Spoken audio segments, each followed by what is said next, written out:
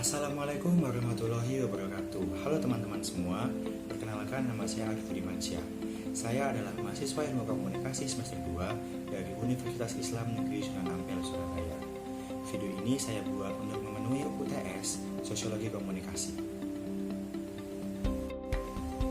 Di video kali ini, saya akan menjelaskan mengenai relasi massa melalui media massa. Buat teman-teman semua, sudah tahu apa belum mengenai apa sih itu komunikasi massa? Media massa sendiri itu apa emangnya? Nah, buat teman-teman yang belum tahu, di video kali ini sangat cocok untuk kalian karena saya akan membahas lebih lanjut mengenai hal tersebut. Jadi, ditonton sampai habis ya.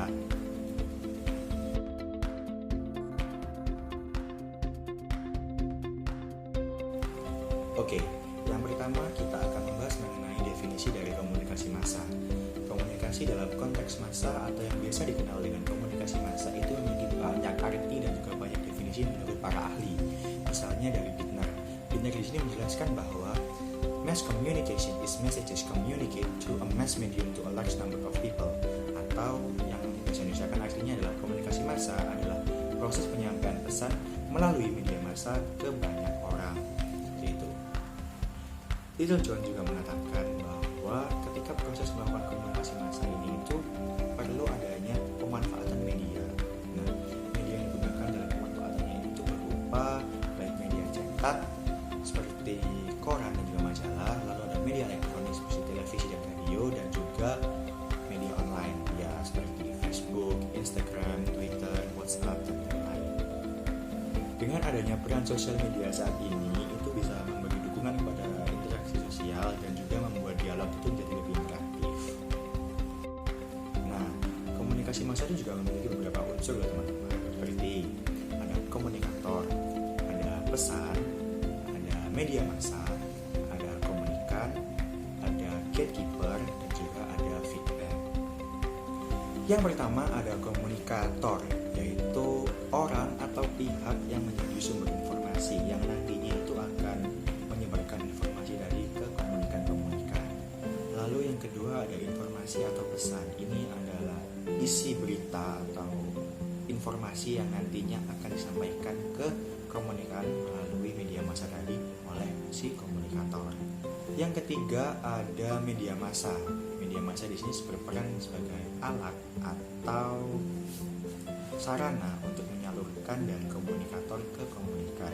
Biasanya bisa berupa media cetak, media elektronik, atau media online yang seperti saya sebutkan di awal tadi. Lalu yang keempat ada gatekeeper. Nah, gatekeeper di sini tuh bukan penjaga gawang ya teman-teman, tapi lebih ke si penyeleksi berita atau penyeleksi informasi. Gatekeeper ini nantinya yang menentukan apakah informasi ini layak untuk dipublikasikan ke umum atau berhenti di situ atau diedit terlebih dahulu dan lain-lain. Yang kelima ada komunikan atau khalayak. Mereka ini adalah massa atau masyarakat yang menjadi tujuan dari penyebaran informasi oleh komunikator tadi. Dan biasanya masyarakat ini atau khalayak bersifat heterogen yang mana terdiri dari berbagai umur, berbagai jenis kelamin, berbagai pekerjaan dan lain-lain. Dan yang terakhir yang keenam adalah feedback atau umpan balik. Feedback atau umpan balik ini biasanya bersifat tertunda atau delay, jadi tidak langsung didapatkan seperti itu teman-teman. Setelah saya menjelaskan mengenai definisi dan juga unsur-unsur komunikasi massa, sekarang kita beralih ke efek komunikasi massa. Di efek komunikasi massa ini ada 3, yaitu ada efek kognitif, ada aspek afektif, dan juga efek behavioral. Yang pertama ada efek kognitif. Ini meliputi tentang intelektual atau pengetahuan ya teman-teman. Jadi kayak peningkatan kesadaran, rasa ingin tahu, dan juga lain-lain. Lalu yang kedua ada efek afektif. Ini lebih ke emosi, lebih ke rasa gitu. Kalau yang ketiga ada efek behavioral, yang mana efek ini itu dapat dilihat dari perubahan perilaku, perubahan tindakan, perubahan sikap dari khalayak setelah mendapatkan berita atau informasi tersebut.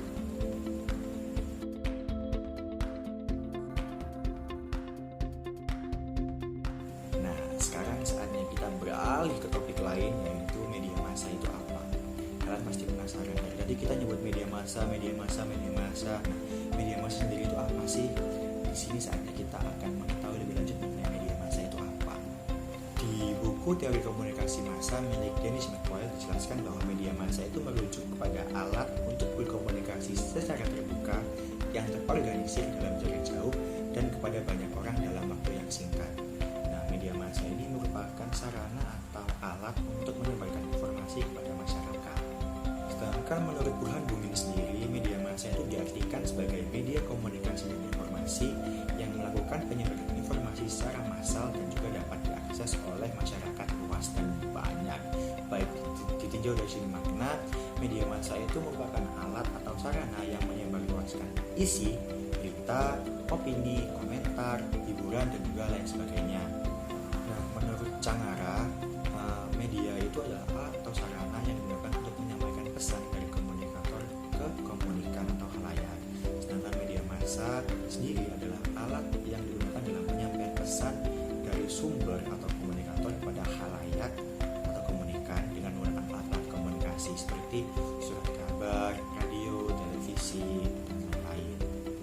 Nah, media massa itu juga memiliki fungsi loh teman-teman. Nah, setidaknya ada 4 fungsi penting dari media massa. Yang pertama ada to inform, to entertain, to educate, dan to transform. To inform itu artinya untuk memberikan informasi tentang suatu peristiwa yang pastinya dengan apa adanya ya teman-teman, tidak ditambah-tambahi, tidak dikurang-kurangi, apalagi ditutup-tutupi.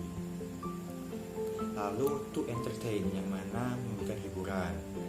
Ada juga to educate untuk memberikan pendidikan atau wawasan.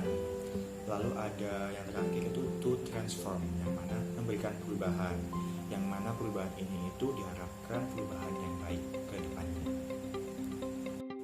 Itu tadi yang bisa saya sampaikan mengenai relasi massa melalui media massa. Ada definisi dari komunikasi massa, lalu unsur-unsur komunikasi massa, ada juga efek dari komunikasi massa. Tentu saja juga ada definisi dari media massa serta fungsi dari media massa sendiri.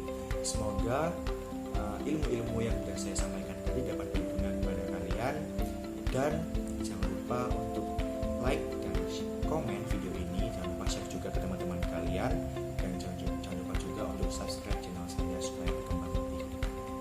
Terima kasih atas waktunya sudah diluangkan untuk menonton video saya. Wassalamualaikum warahmatullahi wabarakatuh.